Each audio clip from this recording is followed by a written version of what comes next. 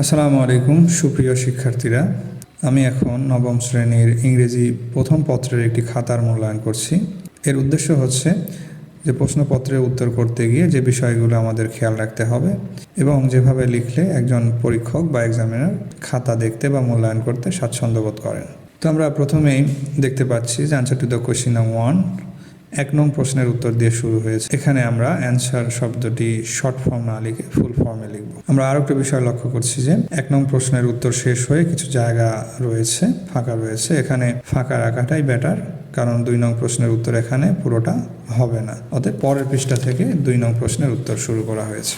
এরপরে 2 নং প্রশ্নের উত্তরে এখানে হেডিংয়ে দেওয়াই আছে 2 নং প্রশ্নের উত্তর। অতএব এখানে বারবার এ লিখে আনসার, বি লিখে আনসার, সি লিখে আনসার এটা দেওয়ার প্রয়োজন নেই। আনসার টু দ্য কোয়েশ্চেন লেখার সময় আমরা অবশ্যই দুটি বিষয় খেয়াল রাখবো। একটি হচ্ছে সাবজেক্ট এবং টেন্স অনুযায়ী কোয়েশ্চেনের আনসার করব, অর্থাৎ সাবজেক্ট ধরে যেই টেন্সে প্রশ্ন করা হয়েছে সেই টেন্স অনুযায়ী আমরা উত্তর করব।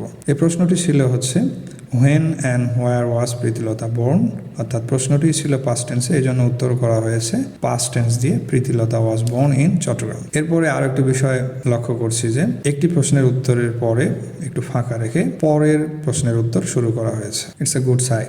এরপরে আনসার টু দ্য কোয়েশ্চেন নং 3 অর্থাৎ গ্যাপ ফিলিং, প্যাসেজ থেকে ইনফরমেশন বা ওয়ার্ড নিয়ে গ্যাপ ফিলিং করতে হয়। এখানে অ্যান্সারগুলো লেখা হয়েছে, তবে অনেকেই এই গ্যাপ ফিলিং না লিখে পুরো প্রশ্ন সহ উত্তর লেখে। এতে করে একজন এক্সামিনার বা পরীক্ষক প্রশ্নের উত্তরগুলো খুঁজতে একটু বিরক্ত বোধ করেন। যেহেতু পরীক্ষক বা এক্সামিনার উত্তর পত্রের মূল্যায়ন করছেন, সেক্ষেত্রে যেখানে উত্তর চাওয়া হয়েছে আমরা শুধু উত্তরটুকুই লিখব। এখানে পুরো প্যাসেজ তুলে মাঝে মাঝে গ্যাপে উত্তরগুলো বসানো এটা অযৌক্তিক ব্যাপার। এরপর answer two the question number 4, এখানেও প্যাসেজ থেকে ইনফরমেশন নিয়ে টেবিল ফিলিং করা হয়েছে। সবগুলো সঠিক উত্তর, এ কারণে 5 আউট অফ 5 পেয়েছে। 6 নং কোয়েশ্চেনের উত্তর লেখা হয়েছে, সেটা হচ্ছে ম্যাচ দ্য কলাম।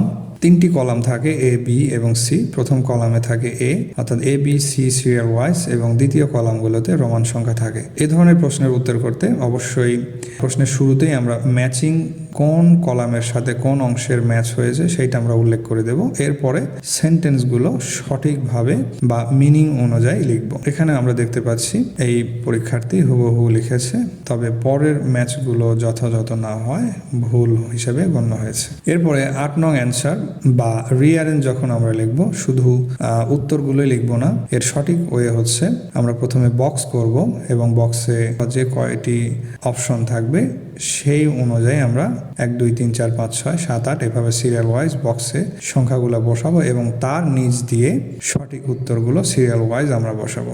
এখানে আমি 1 2 3 4 5 6 7 8 এইভাবে সাজিয়েছি, এর নিচ দিয়ে সঠিক উত্তরগুলো লেখা হয়েছে।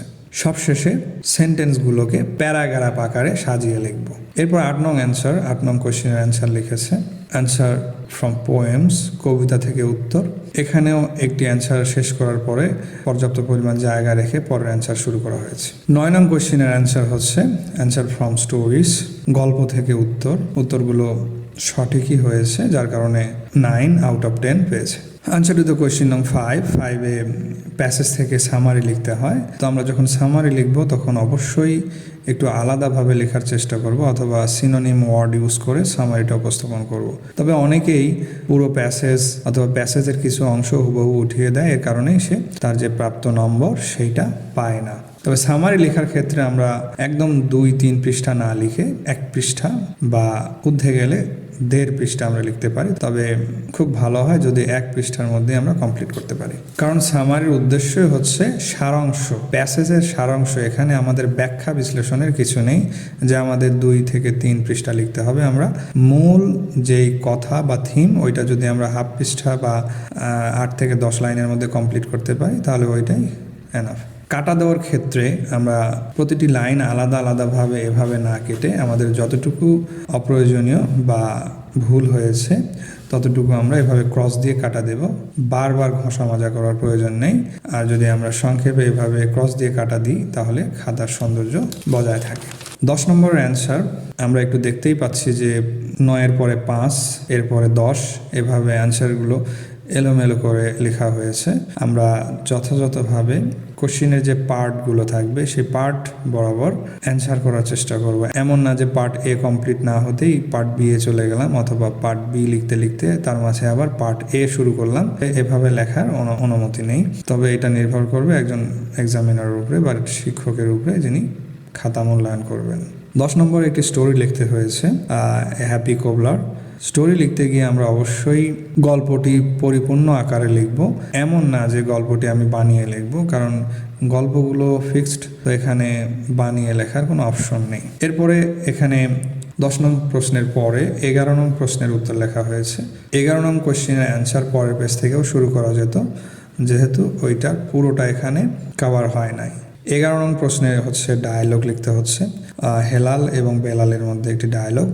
তো এখানে লেখার প্যাটার্নটি খুব ভালোই হয়েছে, অর্থাৎ হেলাল বেলাল এই নামগুলো এক পাশ দিয়ে এবং এই যে কোলন ডায়লগের যে কথোপকথন সেগুলো এই কোলনের এই পাশ দিয়ে। অপোজিট পেজেও আমরা দেখতে পাচ্ছি ডায়লগের যে প্যাটার্ন সেটা বজায় রাখা হয়েছে, অর্থাৎ এই কোলনের এই পাশে ডায়লগের কথোপকথন নিয়ে আসা হয় নাই, শুধুমাত্র নামগুলো এই পাশ দিয়ে কোলনের এই পাশ দিয়ে প্যারাগ্রাফ আকারে লেখা হয়েছে। তো সবশেষে বলতেই হয় আমরা উত্তরপত্রে সঠিক উত্তর লিখব। আমরা ভুলভাল উত্তরে খাতা ফিল আপ করে আসবো না, এতে শিক্ষকরা বিরক্ত হন। লিখলেই যে নম্বর পাবো এটা না, সঠিক উত্তরেই কেবল নম্বর দিতে বাধ্য থাকিবেন।